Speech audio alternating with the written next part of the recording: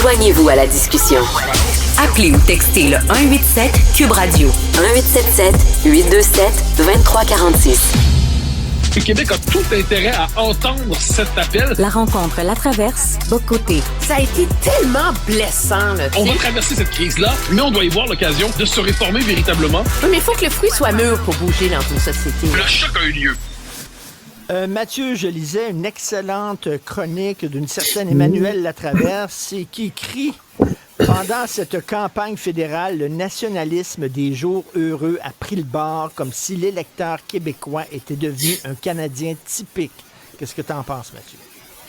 Il y a 2-3 semaines, j'ai dit à la blague, dans cette élection, le nationalisme québécois s'est mis au service du patriotisme canadien contre l'Empire américain. Donc là, pour moi, on est dans un moment de fièvre collective, c'est-à-dire que la menace d'annexion, les rumeurs répétées, comme je n'ai jamais pris au sérieux. Pour moi, c'était de la provocation trumpienne, mais quoi qu'il en soit, des Québécois ont eu peur de cela. Et dès lors, il y a une forme de mise en suspens de la question québécoise le temps de cette campagne électorale, et les Québécois votent sur le mode « Nous sommes Team Canada », avec cette originalité que les Ontariens ne sont pas dans cette logique et défendent leurs intérêts. L'Ouest canadien défend ses intérêts, mais les Québécois, ça, faut jamais l'oublier, en l'histoire, ça remonte à la surface des fois, les Québécois, c'est un vieux peuple colonisé. La Révolution tranquille avait permis de dépasser ça un peu. Là, ce qu'on voit aujourd'hui, c'est que devant la peur, on se réfugie derrière la figure du maître anglais, en quelque sorte, qui va nous protéger. La compétence souveraine de Mark Carney, le grand compétent Carney, moi ça m'étonne quand même, je continue de pas comprendre sa compétence, mais quoi qu'il en soit, là on se met, maître anglais protège-nous du méchant américain, Emmanuel. Et à travers cela, les Québécois mettent en suspens leurs propres intérêts, c'est un moment de fièvre, ça va passer. Moi, je pense que moi, je vois plutôt ça. Je vois pas les Québécois se mettre, et je cite, au service du Canadien, là. C'est pas ça. Moi, je vois plus là-dedans comme un réflexe, comme la pyramide de Maslow, là, tu sais. Tu peux pas penser à la souveraineté, au nationalisme, au rapport des compétences et machin si ton fondement économique est menacé. Puis je pense que c'est ce qu'on voit en ce moment, où un électorat qui a peur et qui demande à être rassuré. Prends l'exemple des pipelines, par exemple. La réalité, c'est que M. Carney dit que Québec aurait son droit de regard puis qu'il faut que toutes les provinces concernées donnent leur OK. Donc, c'est pas comme si on était dans un contexte où on dit « Québec, prends ton trou, tu seras d'accord avec ce que décide le Canada anglais », mais on est dans un contexte où la moindre assurance pour cocher la case Québec rassuré suffit à satisfaire cette préoccupation et cette exception québécoise. Et c'est ça, je pense, qui rend la tâche du Bloc québécois si difficile parce que généralement, le Bloc réussit à s'insérer dans une campagne électorale quand il est capable d'aller, si tu me passes l'expression, d'aller gruger l'os, là, de ces nuances-là entre le Québec et le reste du Canada, de dire, attendez, là, Québec a un droit de regard, Québec a un droit de veto, est-ce que c'est vraiment un veto? Est-ce que c'est les évaluations? Puis de s'y rentrer dans ces détails-là qui fait qu'on devrait être très, très, très, très, très ferré sur les nuances qui passent 1000 pieds par-dessus la tête de l'électeur moyen dans le reste du pays. Et à ce chapitre-là, c'est vraiment comme si le Québécois se contente des généralités qui, généralement, ne lui suffisaient pas. Mais si je peux me permettre, sur la pyramide de Maslow, je réponds. Les besoins économiques primaires, donc on n'a pas le temps de penser à la souveraineté, à l'identité, tout ça. Sauf que le Canadien anglais, ce que j'en sais, est un être humain comme un autre, comme les Québécois. Or, les Canadiens anglais nous disent en ce moment, plus important que notre sécurité économique, il y a notre indépendance. Plus, c'est Stephen Harper. Je serais prêt à faire des sacrifices économiques pour assurer l'indépendance du pays. Stephen Harper. Il faut défendre l'identité canadienne. Il y a un nouveau ministre, Stephen Guilbeault. Il faut défendre notre souveraineté à tout prix et l'Américain qui vient chez nous doit respecter nos coutumes.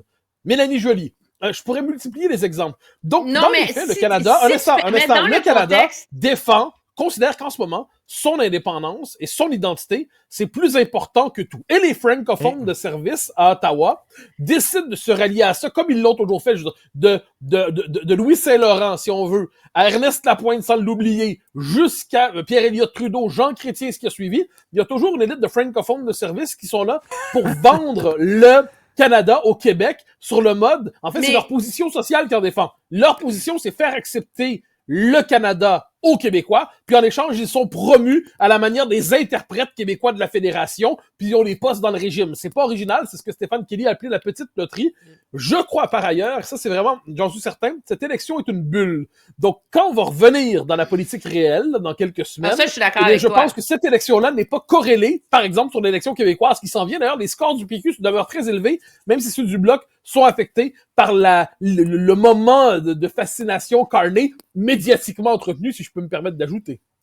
Oui, mais la magie de M. Carney, c'est contrairement à M. Harper, qui dans son discours disait « Il faut être prêt à souffrir et à sacrifier. » Tu sais, une guerre, ben, t'es prêt à aller mourir sur le champ de bataille, là, pour préserver ta souveraineté, ton pays et tout le reste. Ben, il faut être prêt à souffrir pour préserver notre indépendance et notre économie.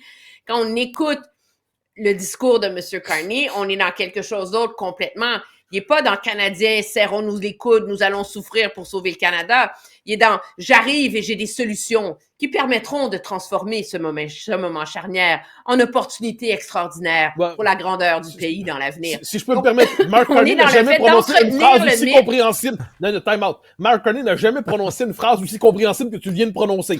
Si je peux me permettre, on dire, si les Québécois massivement se tournent vers quelqu'un qui, je le répète, ne parle pas vraiment leur langue. Tu sais, moi, je le disais au début de la campagne, on a tous fini par convenir qu'il y avait une maîtrise catastrophique de la langue, il fuit les débats en français, il fuit tout ce qu'il peut en français. Donc, pourquoi il y a une forme d'adhésion, à mon avis, circonstancielle? C'est pas que Mark Carney dit... Parce qu'il fait croire qu'on va passer au travers sans que ça fasse mal. Non, c'est parce que... Ben oui! Je pense que c'est plus fort que ça. C'est qu'il a été capable de capter, en fait, la peur de l'annexion. Moi, ce qui m'a frappé puis ça m'a vraiment, c'est là-dessus que j'en avais échappé une. Quand il y a des gugus d'annexion, je prenais pas ça au sérieux une seconde. Et là, il y a des gens intelligents autour de moi, mais qui suivent pas la politique tous les jours, qui sont mis à me téléphoner pendant une semaine ou deux, en me disant, Mathieu, c'est-tu vrai qu'on va devenir le 51e État américain? Là, je me suis dit, OK, là, on a un problème. Si le commun des mortels prend au sérieux cela, ça permet aux libéraux d'aller sur le mode l'union fait la force, puis on est plus fort ensemble. Et je note la différence avec la COVID, parce qu'il y a un côté covidien dans le rapport à Trump en ce moment. C'est l'espèce de névrose qui occupe tout l'espace mental. Au moment de la COVID, on s'est tourné vers Québec. Là, on se tourne vers Ottawa. C'est un peu étrange. Les Québécois vont la trouver dure après avoir élu Carney. Ils vont découvrir un premier ministre fondamentalement étranger à tout ce qu'ils sont. Mais on est dans cette bulle bizarre. Emmanuel, je veux revenir sur ta chronique encore parce que tu dis, là, tu dis entre les lignes, mais tu sais, dans une campagne normale, tous les partis fédéraux doivent courtiser, bien sûr, le Québec. Et là, tu dis, ils font même pas un effort. Là. Tu sais, la plateforme québécoise du Parti conservateur, entre autres, est quasiment inexistante. Ils savent mais non, pas celle des conservateurs. Au contraire, c'est ça qui est surprenant, c'est que, je l'ai ici d'ailleurs, je peux la montrer. Ça fait quand même c'est nouveau, si je peux me permettre. Ben, ils l'ont. Non, mais c'est ça qui est fou. Tu sais, ça illustre tellement comment Trump domine tout. Tu sais, une campagne, tu fais un rassemblement à Québec, tu peux pas prévoir là, que Trump va annoncer des tarifs sur l'industrie automobile 4 heures avant. Là. Fait que ça a complètement passé dans le dallo, mais on n'en a plus jamais parlé. Alors qu'il y a quand même plein de points là-dedans, l'autonomie des Québec, l'immigration, de donner au Québec le contrôle ou le veto ou le choix ou le dernier mot de tous les travailleurs étrangers temporaires qui passent par le programme fédéral. C'est un peu comme le cœur, le nœud de l'affaire là, en termes de main-d'œuvre, la langue française, la culture, lutte contre l'idéologie woke, ça c'est pour Mathieu, gouverneur général vraiment bilingue, etc., etc. Mais on n'en a pas parlé. Alors que dans toutes les autres campagnes électorales, quand un chef conservateur faisait ça, ça faisait l'objet de débat, on commentait, c'est bon, c'est pas bon, ça va pas. Là, lui, il se résigne à son corps défendant parce qu'il a toujours été contre l'idée de faire une plateforme québécoise parce qu'il veut dire « je suis le premier ministre de tous les Canadiens », blablabla. Il le fait, puis je veux dire, elle est complète, elle est bien faite, elle est intelligente, etc. Ça n'a aucun écho au Québec. Prout! Ouais, mais il y a deux choses là-dedans. C'est-à-dire, d'un côté, je précise, la plateforme des conservateurs est meilleure que celle, en matière québécoise, meilleure que celle des libéraux, mais comparé aux attentes historiques des Québécois par rapport à la fédération, c'est hyper minimaliste. Hein. C'est-à-dire, les conservateurs, historiquement, théoriquement, offraient beaucoup plus que ça aux Québécois. Et là, on a vraiment le minimalisme, on a tellement rien eu sous Trudeau qu'on pense qu'un petit peu, c'est beaucoup. Premier élément. Puis deuxième élément qui me semble important, c'est que, puis je pense qu'il y a une responsabilité médiatique là-dedans. Je peux pas m'empêcher de pointer le rôle de la radio-télévision fédérale à travers tout ça. est sur le mode d'une propagande carnée qui est gênante. Je veux dire, à un moment donné, la radio-télévision fédérale, propagande, ça finit Mathieu, quoi qu'on en dise par marquer les esprits. il leur promet 150 millions de dollars de plus. Ah ben ça compte, si je peux me permettre, ça aide un peu, hein, parce que là, Carney, on est dans un moment où les finances publiques sont absolument en ruine, où l'argent manque, et Carney, que fait-il? Il donne 150 millions de dollars, annonce-t-il, à la radio-télévision fédérale, et on peut se croire, sachant que l'être humain est ce qu'il est, que ça peut orienter minimalement le traitement de la campagne. Puis même s'il n'y avait pas cet argent-là, je pense que l'aversion pour les conservateurs est tellement forte dans l'élite médiatique canadienne que dès qu'ils ont eu l'occasion, en fait, de lancer leur campagne anti-Carney, pas anti-Carney, anti-Poilievre, en fait, je te dirais ça comme ça, Trump est dans cette campagne ce que l'avortement était dans d'autres campagnes. Et c'est assez fascinant de voir comment il y a des mécanismes pavloviens qui existent dans la chattering, dans le commentariat, puis que ça a des effets sur l'électorat. En terminant, Emmanuel, tu dis à un moment donné, on va tomber dans une campagne traditionnelle, on va se sortir de l'ombre de Trump qui plane. Ben, je sais pas. Je sais pas, moi. Je pense pas. Ah, je crois pas.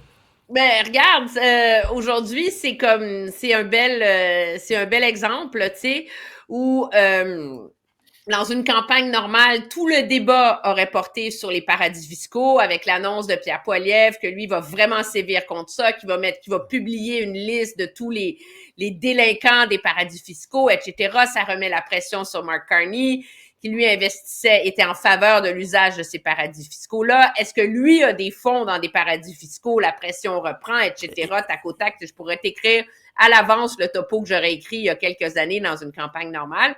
Puis là, on est complètement ailleurs dans la campagne aujourd'hui. C'est ça le défi et l'espèce de côté très surréel de cette campagne-là. Je suis curieuse de voir cependant si au Québec, l'histoire des demandeurs d'asile haïtiens qui sont sur le point, il faut quand même le dire, là, ils sont là légalement en ce moment aux États-Unis, ils ont un statut reconnu, là, et ils sont sur le point d'être déportés dans un pays où la capitale va peut-être tomber et où des gangs de rue sèment la terreur et mettent des maisons en feu, là.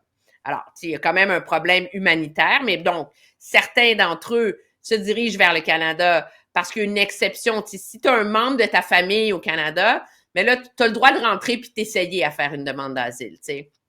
Il y en a 500 quand même qui sont arrivés depuis le début du mois d'avril. C'est énorme. Et là, ben, qu'est-ce qu'on fait, etc. Est-ce qu'Ottawa peut faire plus? Dans les faits, il n'y a pas grand-chose qu'Ottawa peut faire parce que ceux qui ne se qualifient pas dans l'exception, on les rechip aux États-Unis de toute façon. Mais donc, dans un contexte normal, c'est le genre de débat qui prendrait beaucoup de place à partir d'aujourd'hui, au cours des prochains jours dans la campagne. C'est mon test ultime. C'est le sort des demandeurs d'asile haïtiens. Est-ce qu'il y aura une dose de normalité dans cette campagne ou pas?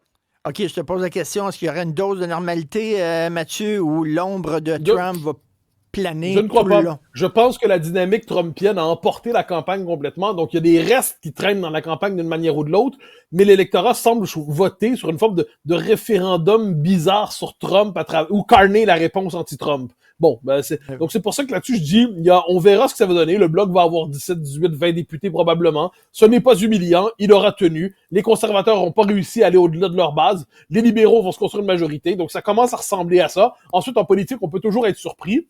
Puis, par ailleurs, la question ce qu'on appelle poliment les demandeurs d'asile, en fait, des clandestins qui vont chercher à rentrer sur le territoire, l'immigration illégale, elle va, le jour qui suit l'élection, elle va être centrale, elle va peser. Et puis on verra de quelle manière notre classe politique est capable d'y répondre. Je crains, quant à moi, une faiblesse coupable. Merci à vous deux. Merci. Bonne soirée. Au revoir. Allez.